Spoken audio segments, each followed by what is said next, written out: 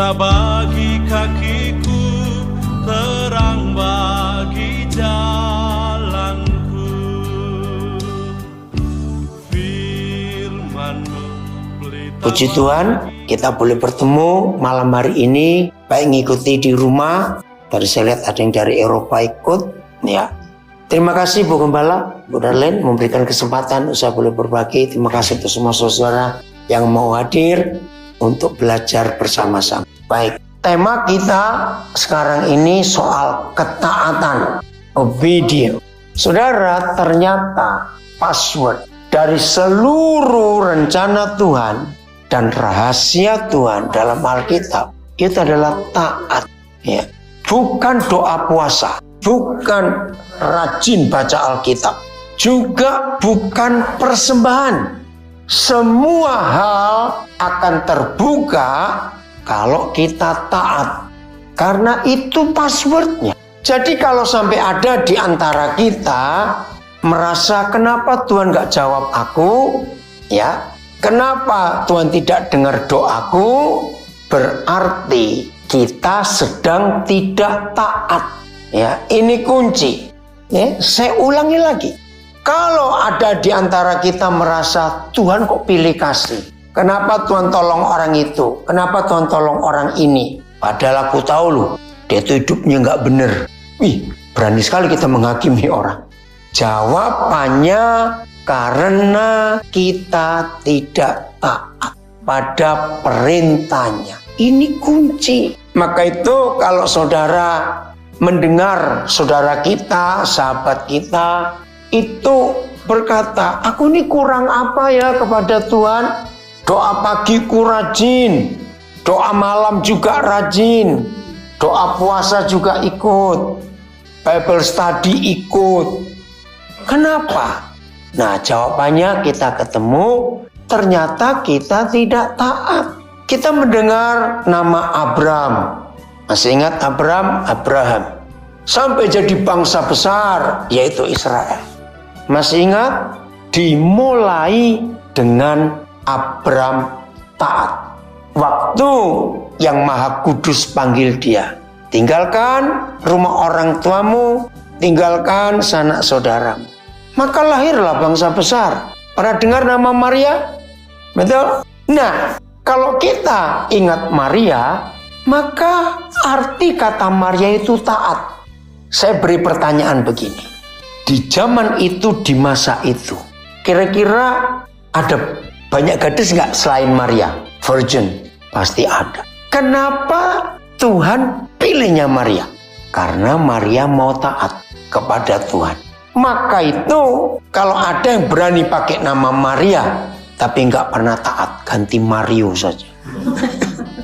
Karena Maria itu artinya taat. Dan dari ketaatan Maria lahir Yesus. Dari Tuhan Yesus manusia sedunia diselamatkan. Taat. Jadi apa saja yang kita ingin nikmati dapat dari Bapa di surga cuma satu. Apa? Ketaatan. Nggak ada yang lain. Nah, dia kasih kesaksian. Tuhan Yesus bilang, katanya, kalau kau mengasihi aku, taat akan perintahku. Karena ketaatan itu harus lahir dari. You put the emphasis on love, not on obedience. Ya, dia menekankan kasih. Thank you, is right. Nah, kita bisa taat itu karena kita itu nggak tahu apa-apa. Betul tidak? Justru kalau kita tahu apa-apa, justru kita malah nggak taat karena kita pinter, merasa hebat dalam hidup itu. Nah, maka itu ketaatan ini mutlak. Walaupun ya kita tidak tahu ke depan itu akan ada apa. Saya beri ilustrasi. Nah, saya percaya semua kita di ruangan ini datang dari Indonesia pasti naik pesawat, bukan naik kapal laut. Ya toh? Saudara, ketaatan itu seperti kita sedang naik pesawat. Di mana hubungannya? Bayangkan. Kita pernah kenal pilotnya nggak? Nggak pernah. Walaupun setiap kali mau terbang, pasti disebut nama pilotnya. Pernah nggak saudara ngecek? 3 menit kemudian ingat nggak siapa namanya? Pertanyaannya, loh kok masa nggak ingat? Baru 3 menit kok. Jawabannya apa? Bukan, nggak penting. Tapi kita nurut loh pada pilot itu. Bisa nggak pesawat terbangnya salah? Kita nggak tahu. Ini logika saja. Bisa. Tapi kenapa kita nggak pernah khawatir? Iya, percaya itu artinya taat. Maka itu kalau kita naik pesawat, begitu duduk langsung pasang seat belt, itu sebetulnya kita sedang ngomong, pilot ini nyawaku, terserah kamu. Loh, betul tidak? Padahal kita nggak kenal loh, berani nyerahkan nyawa kita. Jadi taat itu hubungannya trust, percaya. Anak-anak yang umum ya, anak-anak yang umum. Kalau diberi makan oleh mamanya, kira-kira mama akan mikir apa kalau anak ini ngomong gini, Mah, tadi mama belanja masaknya bersih nggak sih? Nyucinya bersih nggak? Terus tadi waktu mau masak, pancinya dicuci nggak? Ayo, kira-kira kalau kita jadi mama dan ada anak seperti itu, kira-kira diapain anaknya? Jangan langsung cubit, kejam sekali. Kalau saya mamanya, saya bilang ya udah kamu belanja sendiri, masak sendiri. Karena kamu nggak trust mama. Loh, betul tidak, Sir? Bahkan kalau kita makan di restoran, ya karena saya punya restoran, maka itu saya bisa cerita. Tapi jangan mikir macam-macam. Wajar nggak kalau orang mau makan, itu pasti konsepnya cari restoran yang rame, itu pasti enak. Betul? Padahal, jangan kaget.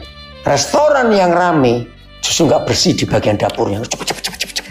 Loh, betul atau tidak? Justru malah nggak bersih loh. Jangan tersinggung ya, walaupun ada peraturan. Tapi kenapa kalau kita masuk ke restoran, kita nggak pernah periksa ke dapur dulu? Kira-kira kalau kita mau masuk restoran, langsung kita minta izin, boleh nggak saya periksa dapurnya dulu? Kira-kira kita diizinkan makan di situ nggak? Iya, enggak. Kita percaya. Nah, karena kita percaya, maka kita nurut. Apa saja yang kita pesan dan dihidangkan, langsung dimakan atau mikir-mikir dulu? Jawab, langsung dimakan atau mikir-mikir dulu? Atau kita bawa mikroskop dulu, periksa makanannya? Langsung makan. Ya, jelas? Untuk itu, nah seperti itu kita kepada Bapa di surga. Apa saja yang Dia katakan kepada kita, pasti benar atau salah? Masih ingat Yeremia menulis, Yeremia 29 ayat 11, rancanganku bukan rancangan kecelakaan, tapi rancangan damai sejahtera. Nah, jadi Yeremia 29 ayat 11 itu Papa berjanji, aku tahu tentang kamu dan rancanganku bukan rancangan kecelakaan, tapi rancangan yang memberi masa depan yang penuh harapan. Banyak janji-janji Papa kita. Nah, saudara, inilah modal ketaatan kita kepada Papa di surga. Karena Dia sayang kita, Dia mengasihi kita. Karena Dia sayang kita, Dia mengasihi kita. Dan Dia punya rencana yang hebat untuk kita. Tapi, lagi sekali, masih ada nggak anak-anak Papa dan murid-murid Yesus yang masih meragukan Dia? Nah, ini masalah. Maka itu, kalau hari ini tema kita Bible Study soal ketaatan, inilah kuncinya. Percaya Dia, karena Dia baik, Dia sayang kita, dan semua perintahnya itu tidak akan menyesatkan kita, dan rencana kekalnya itu sempurna atas hidup kita. Maka itu kita bisa taat kepada Dia, karena kita tahu Dia nggak akan mencelakakan. Kembali bicara tentang Abram. Ketika Yahweh Tuhan bicara kepada Abram untuk meninggalkan rumah orang tuanya, negerinya, sanak saudaranya, ke tempat yang dia belum tahu, tapi Tuhan suruh pergi. Saya tanya, Abram kenal nggak yang manggil ini siapa? Yang bicara itu siapa? Belum loh. Itu luar biasa. Loh, betul tidak, saudara? Itu sangat mengagumkan. Bagaimana dia bisa meninggalkan keluarganya dan taat kepada satu suara yang dia belum pernah kenal. Jawabannya, karena Abram gak punya pilihan dalam hidup. Catat ini. Karena Abram tidak punya pilihan. Waktu itu dia gak tahu mau kemana. Tiba-tiba ada yang ngomong, pergi. Ya dia ikut saja. Aneh bukan? Kalau kita lihat itu aneh bukan? Tapi inilah fakta yang harus kita belajar ya dari Abraham ini. Sama seperti Maria. Tahu risikonya kalau dia ya, coba baca Lukas 1:38. Ini luar biasa. Lukas 1:38. Ayo salah seorang baca ya. Lukas 1:38. Oke? Kata Maria, sesungguhnya aku ini adalah hamba Tuhan, jadilah padaku menurut perkataanmu itu. Lalu malaikat itu meninggalkan dia. It's correct. Not fear, but love. Thank you. Ada sharing dari Pak George luar biasa. Agama mengajarkan umatnya untuk taat kepada Tuhan karena takut masuk neraka. Tapi Papa di surga mengajar kita untuk taat karena mengasihi. Thank you, George. It's very true. Iya. Dan itu betul. Jadi kalau saudara tidak memberi persembahan atau tidak berdoa, jangan takut dihukum. Asal kita taat pada perintah, ampuni musuhmu, kasihlah musuhmu. Itu lebih penting daripada kita melakukan ritual keagamaan. Jadi ada kesaksian seorang pengkhotbah dengan jemaatnya, ditanya berapa orang di antara kamu yang mentaati 10 perintah Tuhan. Ada yang bilang 6, ada yang bilang 7 dan sebagainya. Saudara, Tuhan minta kita taat 100%. Bukan 60%, 70%, 100%. Nah itu kerinduan Tuhan. Mengapa kita harus taat? Ya ini penting sekali. Mengapa kita harus taat? Jawabannya karena ada si pembohong dan si penipu. There's a liar over there. Betul? Nah, pembohong dan penipu itu licik, bukan pintar. Nah, itu sebabnya kita perlu taat karena 3 hal ini. Perhatikan baik-baik. Ya. Nomor 1, setan itu sudah menipu manusia sejak ribuan tahun yang lalu. Betul atau tidak? Lah umur kita berapa? Ngerti? Jadi bagaimanapun juga kita pasti kalah dengan mereka. Karena mereka sudah menipu manusia sejak manusia pertama di dunia. Nomor 2, kenapa kita harus taat? Saya mau tanya, sejam kemudian akan terjadi apa di hidup kita, kita tahu tidak? Apalagi besok akan terjadi apa? Kita nggak tahu. Apalagi tahun depan, kita nggak tahu. Maka itu kalau kita taat, karena dia itu yang paling tahu ada apa di depan kita. Jadi lebih baik kita percaya dia yang tahu, bukan? Karena kita nggak tahu apa-apa kok. Ini ketaatan kita. Yang berikut, antara setan dengan kita, siapa yang bisa ngelihat siapa dan siapa nggak bisa ngelihat siapa? Ngerti pertanyaannya? Pernah kepikir nggak itu? Loh, saya tanya, pernah kepikir nggak? Antara setan dengan kita, siapa bisa ngelihat siapa, siapa nggak bisa ngelihat siapa? Cepetan ayo. Ya, setan bisa lihat kita, tapi kita nggak bisa lihat mereka. Coba perhatikan. Dalam perang model begini, yang pasti kalah yang mana? Bisa lihat. Siapa itu? Kita. Nah, maka itu kita harus taat pada komandan kita. Musuh dari mana nyerangnya kita nggak pernah tahu. Dia yang paling tahu. Jadi untung atau rugi kalau kita taat 100%? Untung, karena kita nggak pernah tahu. Yang berikut masih nomor 3. Antara setan dengan kita, siapa yang perlu tidur dan siapa yang nggak perlu tidur? Loh, ini pertanyaan penting loh, betul? Kita perlu tidur. Setan itu, jangan tanya, setan kamu tahu nggak arti tidur itu apa? Jangan lagi tidur, ngantuk aja dia nggak pernah tahu. Artinya, kita terlelap sedetik saja. Bahaya nggak itu? Apalagi yang lagi nyetir. Ya, saya lupa itu hitungannya. 1 detik kita meleng, itu kita sudah bisa belok berapa derajat loh. Loh, betul atau tidak? Nggak bisa kita meleng. Bayangkan, ketika kita perlu istirahat, tapi si setan nggak pernah tahu ngantuk. Siapa bakal kalah dalam peperangan seperti ini? Jelas kita. Maka itu perlu sekali kita taat. The devil has power over people that not controlled by the Holy Spirit. Yes. God gives you the Holy Spirit to show you the difference between the voice of God and the voice of the devil. If you have the Holy Spirit, it's easy for the devil to take Yeah. control of you. It's true. But you got to be born again to get the Holy Spirit. Religious people can't get the Holy Spirit. Oh yeah, It's not enough I to be agree. religious. We got to be born again And become the children of God. and become a child Oke. of God.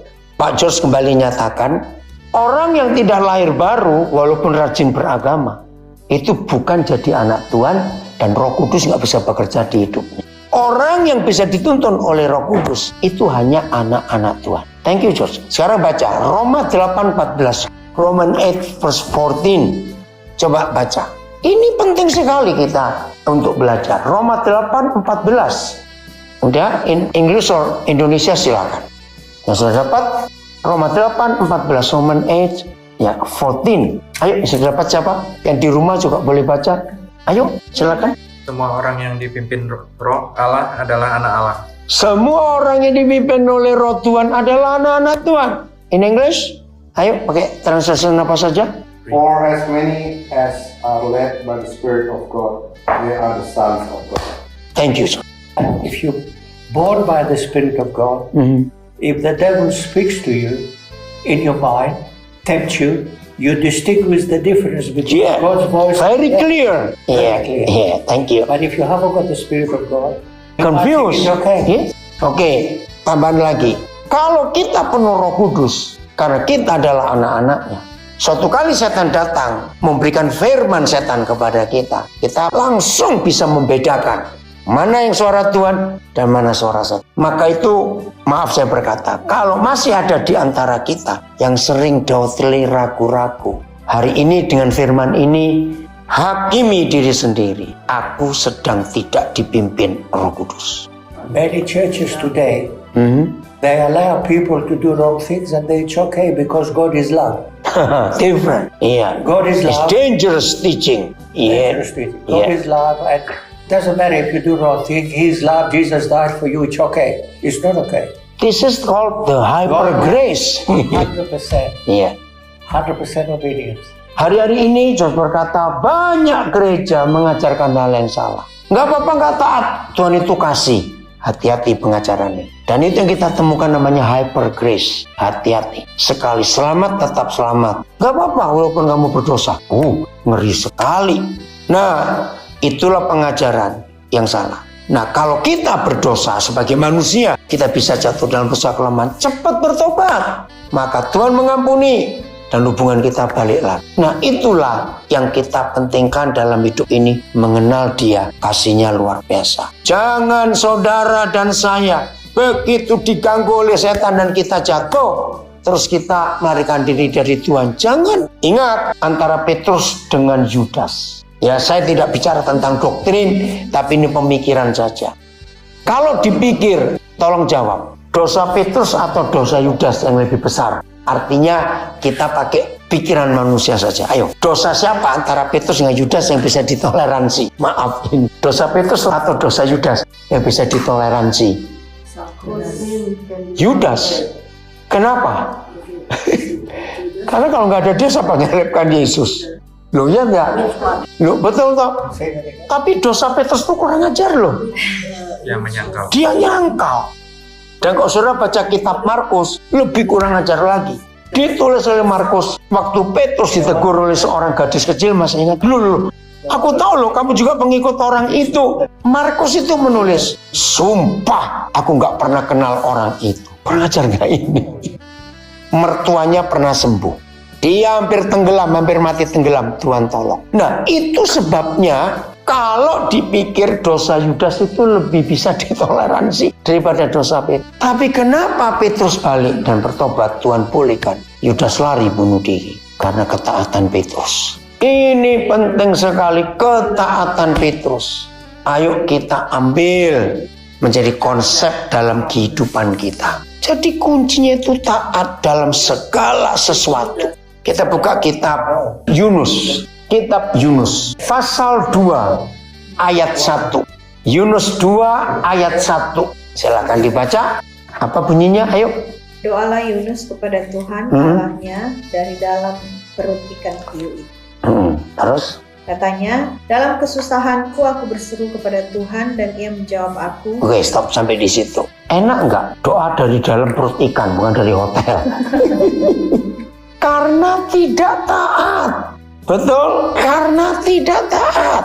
Nah, jadi Yunus itu contoh buat kita. Tapi Tuhan sayang Yunus. Ayat terakhir di perikop 1. Perikop pertama itu ayat berapa? Masih Yunus 2. Yunus? 10. Oh 10 ya, coba baca. Lalu berfirmanlah Tuhan kepada ikan itu, Ya. dan ikan itu pun memuntahkan Yunus ke darat.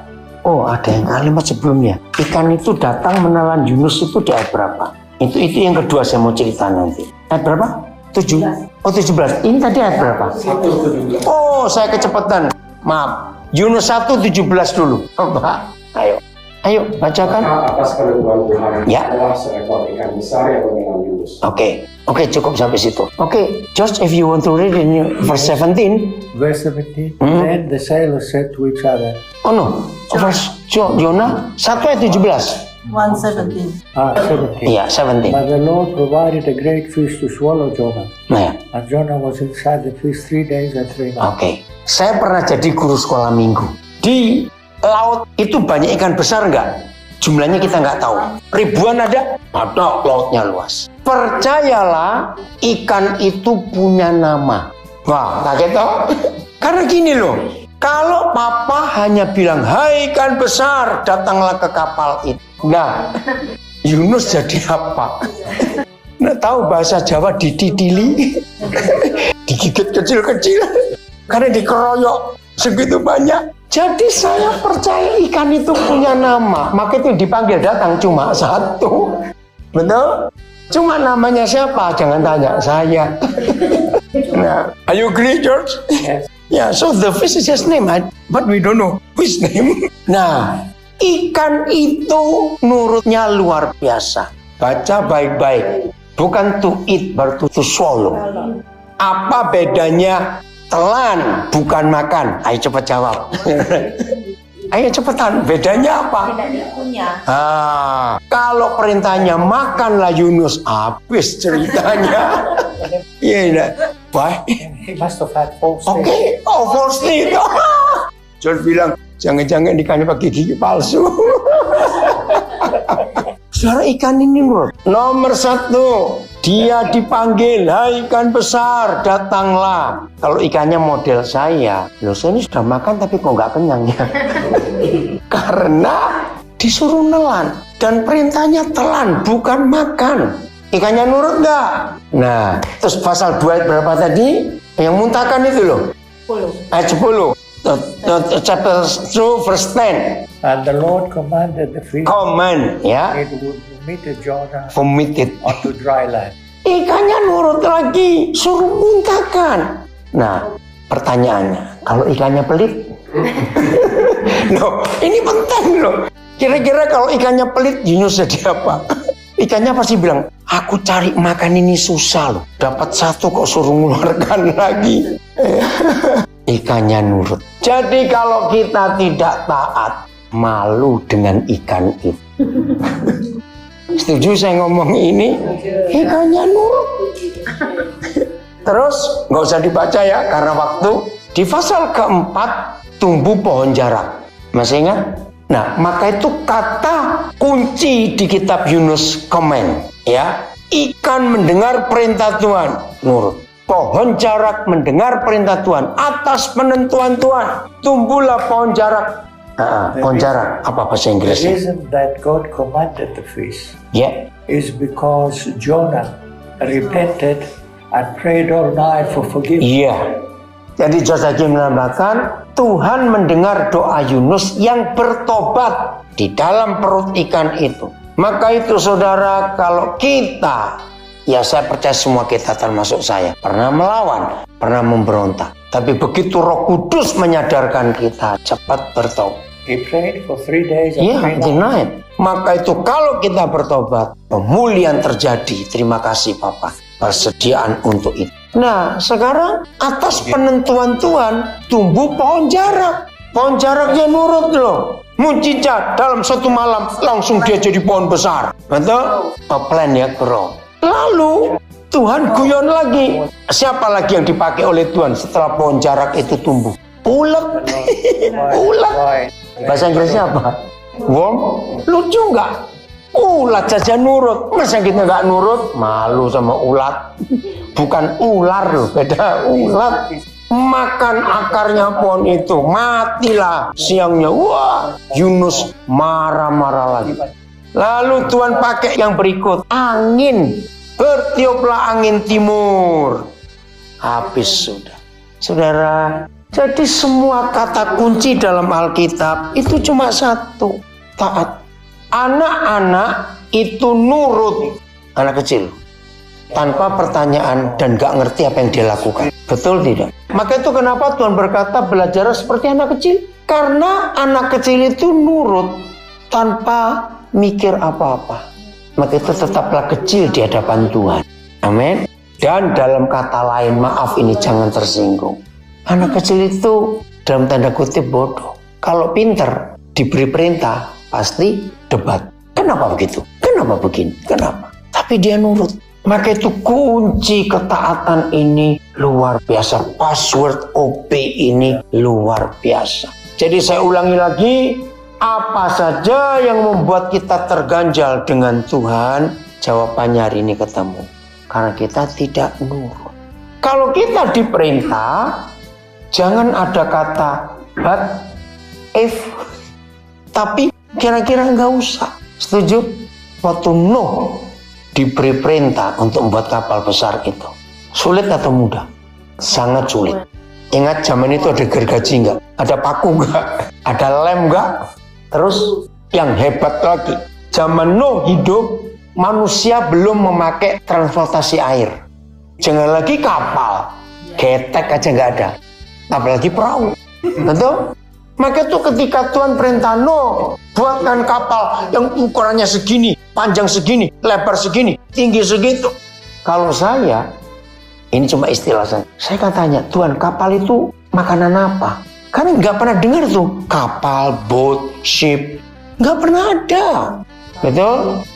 Tapi Nuh nurut, walaupun nggak ngerti itu gimana caranya. Beda dengan Musa. Kalau Musa banyak pertanyaan. Oke Tuhan, aku pergi ke Mesir. Lah nanti Firaun kalau tanya, aku ini siapa? Diutus siapa? Tandanya apa? Kalau Tuhan menyuruh aku, untung Tuhan sabar. Kalau Tuhan kayak saya pelintir Musa. Kamu nurut atau tidak? Gitu, nggak usah banyak tanya. Untung Tuhan gak kayak saya. Ya, Musa banyak pertanyaan. Maka itu udah diproses begitu lama. Beda dengan Yusuf. Yusuf nggak banyak pertanyaan. Dari anak emas kebanggaan papanya langsung dilempar ke sumur. Yusuf nggak tanya kenapa Tuhan. Enggak. Dia nikmati di dalam sumur itu. Tuhan gerakkan Ruben kakak pertamanya untuk angkat dia. Dijual ke Mesir. Kayak jual ayam potong, jual kambing waktu itu. Yusuf nggak protes juga. Dia taat, ikuti jalannya. Padahal visinya jadi orang hebat. Kalau jadi orang hebat kok jalannya kayak begini? Tapi Yusuf taat. Baru enak sedikit. Enaknya di mana? Karena Yusuf dapat kesayangan oleh majikannya. Betul, disayang karena penyertaan Tuhan. Nah, begitu Yusuf dapat kesayangan bosnya, dia dipindah dari barak tinggal serumah. Waduh, enak sedikit dia. Tapi belum selesai proses itu. Dia mengalami fitnahan yang sadis dari istri Potifar. Dia dihukum seumur hidup tanpa diadili, catat. Dan dia tidak punya kesempatan untuk appeal, untuk bela diri. Yusuf protes? Loh, Yusuf protes? Ikuti, walaupun gak enak. Ngeri loh. Coba baca ayat ini. Kejadian 41 ayat 14. Model apa penjaranya Yusuf itu? Kejadian 41 ayat 14. Nggak enak penjaranya Yusuf. Udah, silakan.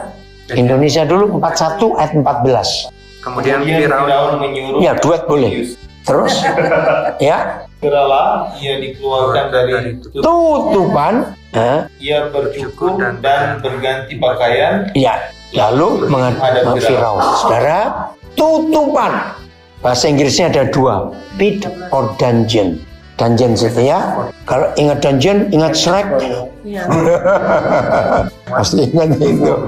Mesir itu punya 4 macam penjara. 1 prison, penjara. Itu yang di 4 dinding. 2 jail, sel bahasa Indonesianya. Itu kamar kecil lagi. Nomor 3, pit atau tutupan ini. Itu penjara bawah tanah, bentuknya sumur. Dan narapidananya itu dipenjara sambil berdiri. Jadi nggak bisa jongkok atau duduk atau rebahan, catat itu. Dan tidak ada sinar matahari. Penjara keempat Mesir itu buangan. Apa ya buangan itu? Exile. Oke. Musa kena yang exile. Karena Musa cucu raja, dia tetap disayang opanya, tapi maka itu nggak sampai hati, buang aja. Nah kira-kira kalau kita salah suruh mau milih yang mana?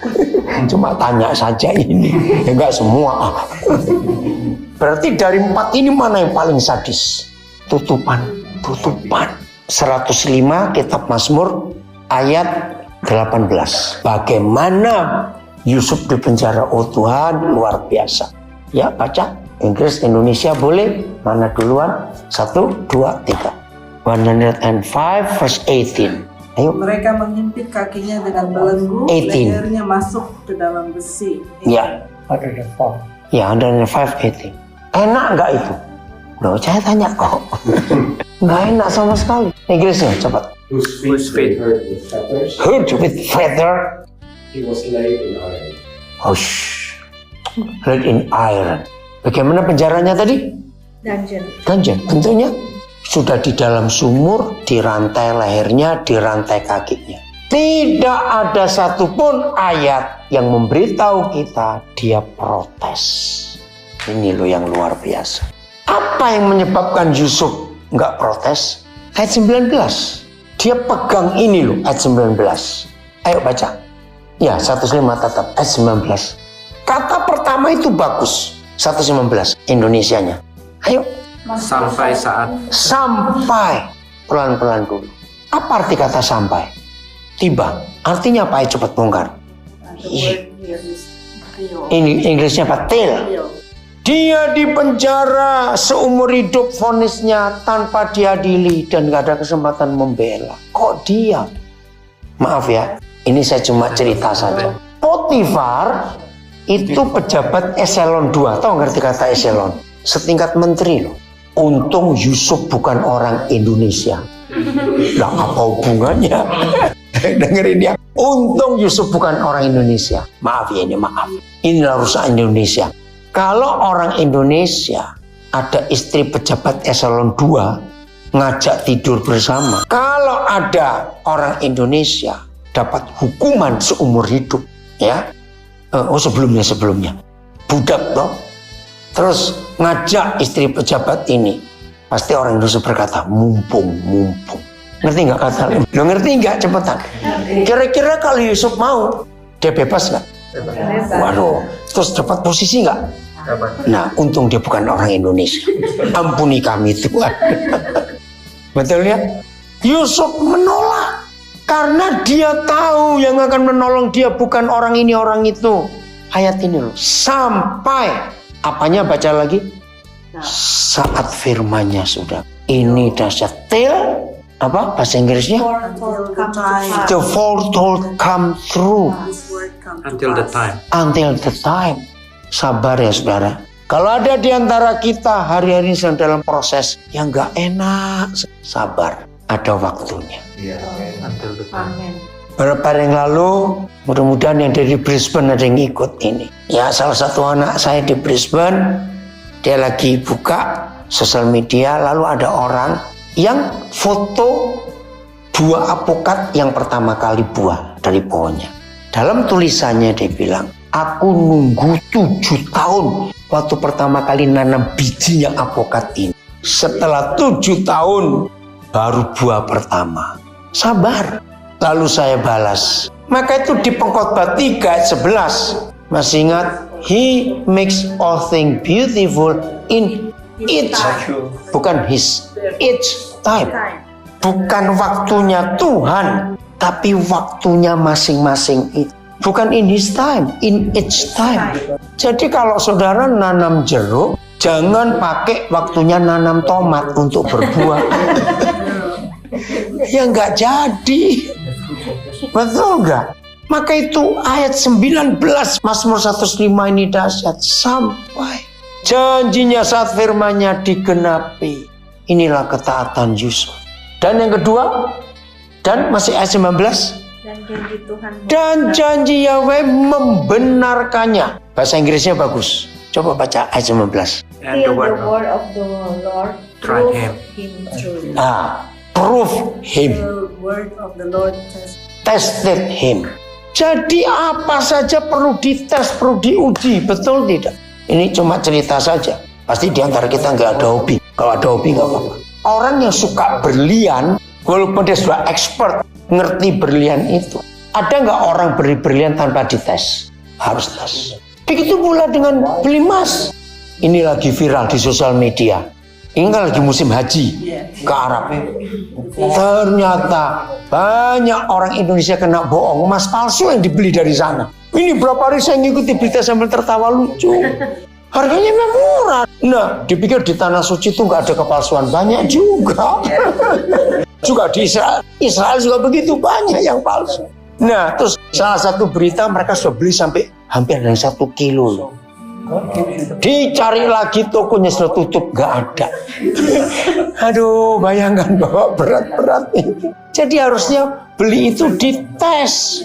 Nah, ini loh ayat 19 ini luar biasa. Jadi izinkan Tuhan ngetes hidup kita. Satu-satunya cara untuk ngetes emas, nggak bisa pakai alat lain kecuali api. Betul? Itu ngetes emas. Dan itulah api ujian yang datang dalam kehidupan kita. Jadi kalau kita ingin sudah siap untuk taat, tambahkan tes. Itu pasti harus ada di hidup kita. Waduh, kalau kita dites itu hebat sekali. Mazmur 26 ayat 2. Ya, Psalm 26 verse 2. Bahasa Indonesia juga, nanti bahasa Inggrisnya. Bahasa Inggrisnya ada beda. Ujilah aku ya Tuhan. Ujilah aku ya Tuhan. Dan cobalah aku. Ya. Selidikilah batinku dan hatiku. Nah, sampai hari ini masih banyak anak Tuhan gak berani doa seperti ini. Uji aku, tes aku. Bahasa Inggrisnya. Ayo. Test me, O Lord. Test me, O Lord, and then Try me. try me. Ada kata lain, bukan try. examine me Examine me and prove me. and prove me. Ada yang lain? Ayo, ada. George, what translation do you have? Can you read, George? Yes.